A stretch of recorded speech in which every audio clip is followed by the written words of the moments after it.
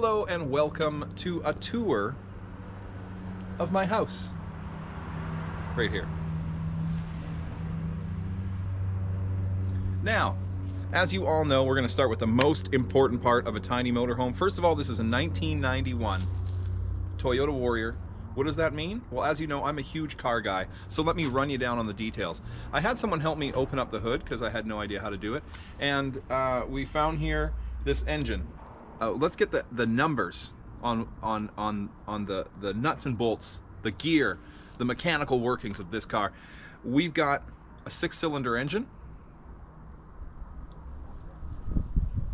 All right, so we are on to see the rest of it.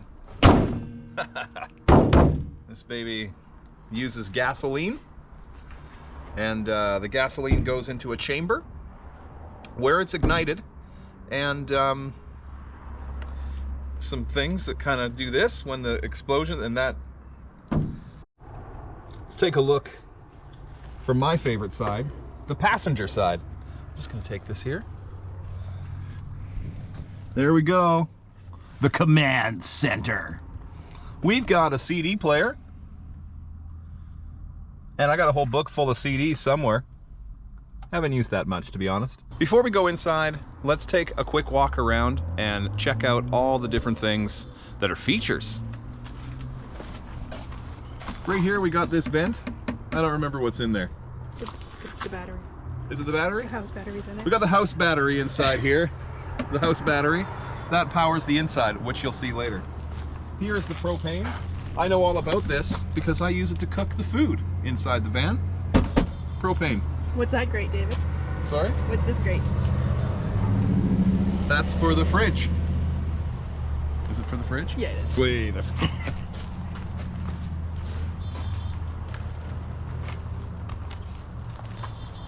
Beautiful. There you go. That's your walk around.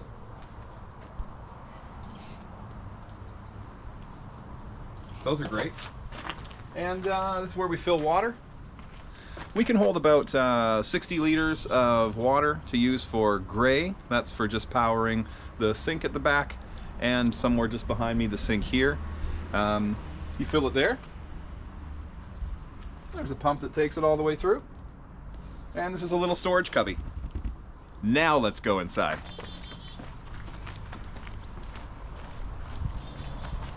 Yeah! So as you can see, we've got a lovely space. Your shoes off? Yep. Good. Here we've got the bedroom. It's a bed, a couple of windows, and a vent. It's deceptively comfortable, I might say. Very, very comfy. And it's got privacy curtains so that no one can hear you having boisterous sexual encounters. Next up, we've got the guest bedroom. This couch folds neatly into a bed. See that? Flipperoo, flippity flop. There it is. We've got a table. Table can be put here or here. The tables have turned.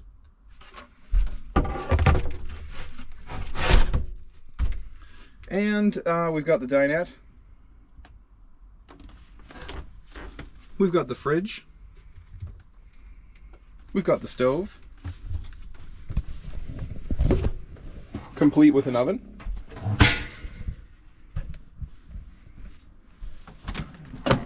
And a whole bunch of cupboards and drawers. We keep drinking water here.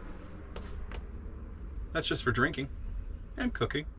But you're just a little switch of the pump.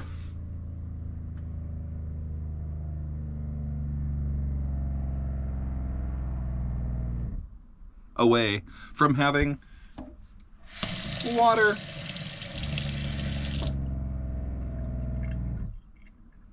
sounds like me on burrito night. And of course we have a handy little bathroom. There's a shower in there. We also keep our recycling in there. Shower, nothing too exciting. Storage closet, where the rollerblades and frisbees are. Obviously quite important as well. And we shit in this bucket.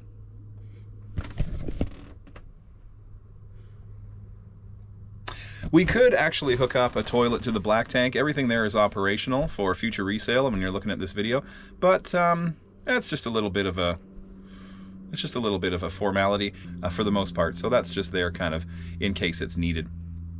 So hand washing, dishwashing, everything all here for us. Refrigeration, that runs on propane or electrical, depending on what we're plugged into. And there's also ways for us to run a hose directly from over where I showed you, kind of behind this window, to just have water flowing out from the city as well.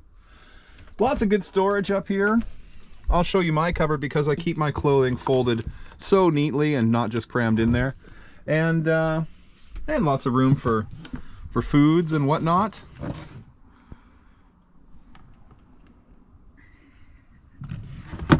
That's food.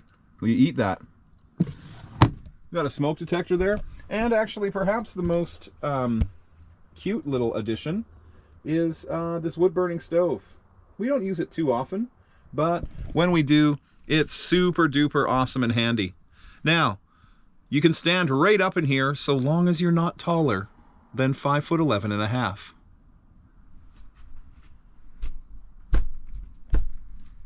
See what I'm saying?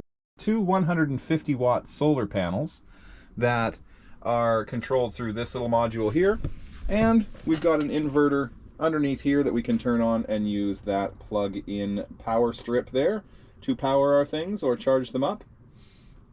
It's not a ton of power, but it's enough. Charges our computers, charges our phone. Of course, we have a fire extinguisher and a smoke alarm on board. Lovely vents. And we have some fire tools. And a fire blanket over the window. All to prevent us needlessly dying in an RV fire. Now, is there something here I didn't show you? What do you want to know about living life in a van? A lot of people actually ask me, how do you cook? What are you cooking there? Must be tough to cook. Well, take a look at this. Let's make creamy celery and potato soup. We're starting simple with a mirepoix, a mixture of chopped onions, carrots, and celery with the addition of garlic. I'm cubing potatoes and leaving a couple of them rough chopped, as they will be boiled right into the soup, while the other little cubes will be added at the end. I don't have real carrots, so I'm using baby carrots. Don't judge me. A mandolin is a quick and easy way to slice stuff up, including your own hands, for that added boost of umami that vegan dishes are always missing. You leave the end on the back of your onions before you put them through a mandolin. You'll have a built-in little handle. Look at that. You can just use that. 50% onion, 25% carrot, 25% celery. Mirepoix. I also added a half zucchini because I had it. Rough chopped potatoes go into the mirepoix pot, and we make the cubed potatoes in a separate pan. I'm going to pan fry the little cut potatoes so they have a little cook on them and some pre-seasoning, and I'm going to saute the soup mirepoix. You don't have to do it like this. You can do them all together if you want. There we go.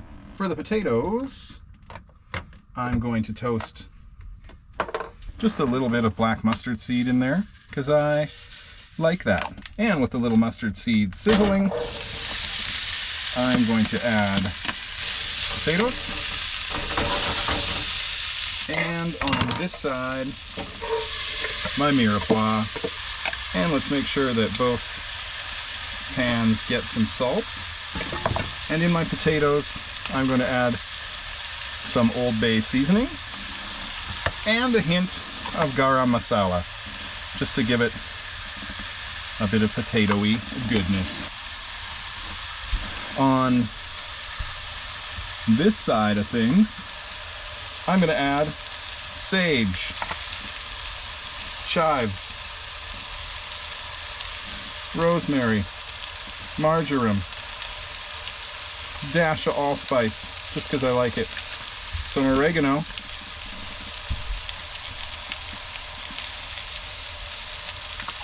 Don't know why my oregano's brown, but here we are.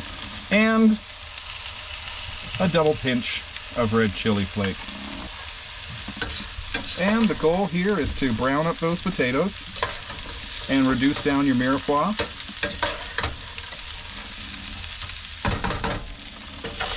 We're just going to hold there for a second, and I'll be back when they're ready to go to the next step. So everything is nicely reduced on the mirepoix side. So the next step is just to cover it with water, and also take your reserve potatoes and put them on in there, because they're going to help thicken the soup as it cooks. These ones, we're going to mostly try and keep them cubey and intact, and keep some of those little roasted hash browny bits in there, because they will add depth to the soup. All right, let's come back when it's boiling. I've done most of the dishes, and this is at a nice boil, but keep in mind, the reason we leave them in bigger chunks here is because they got to be soft before it's ready to add everything. These are about 2/3 the way there. Okay, these potatoes are now soft. Once you bash them against the side there, or squeeze them against the side, they mash. So at this point, you can absolutely just add everything together and call it a day. But I want to make this one a little bit of a nice texture. So I'm going to run as much of it as I can through this USB thing for blending. This is right before this thing popped open and scalded me, but the soup is going great so far. All right, it's working. That's looking pretty bisky so far. So I've got that nice and bisky. I left some chunks in on purpose for textural intrigue. So we kind of have like a thicker slurry like this right here. And I'm going to get that back on the heat. I'm going to add my garnishy looking potatoes. Get all that good crispy fried potato flavor in there. And did the dishes while that was all boiling. I'm going to bring that back up to a boil. And I really like a can of peas in there too. So now is the time, friends. I'm going to taste and season, bring it to a boil, and then at the end add the creamy component, and we should be pretty much done. Quite good.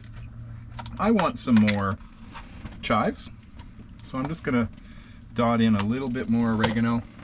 Remember, when you re-season, you really should bring it back to a boil, or it may not taste amazing. And needs a dash more salt. Time to get it back to a boil to finish the last little tiny cook of those potatoes, which you cooked to almost completely soft. And then we'll make it creamy. And hey, I decided I'm also going to add a little pile of nutritional yeast to it too, because that has delicious B12 in it and is delicious. It tastes delicious. And now I add a can of coconut milk, and you stir that in, and voila, celery, potato, creamy soup. I don't know if you know this, but I'm actually quite a big deal. Oh my God, I almost forgot. Dill never gets cooked in.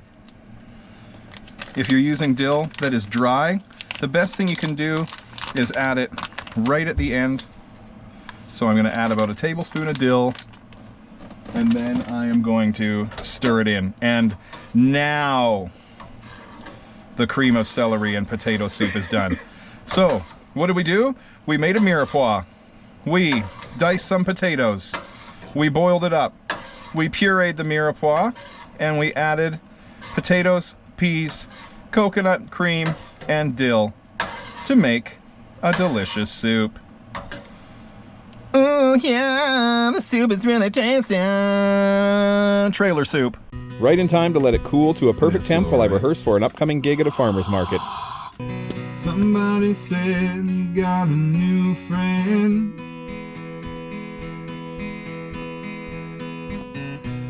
But does she love you better than I can? I'm right over here. Why can't you see me? Oh, oh. There you have it. It's a little tour of our little motorhome, a 1991 Toyota Warrior. Oop, almost forgot to show you. The last person who owned this motorhome lived in it briefly and rewired the thermostat to be right in the bed. That is awesome. We got a propane furnace right in there. I think you've seen just about everything now. You've seen me cook something, a delicious soup. I put that recipe or general recipe and process in the description. And for Vegan Everywhere, I'm David.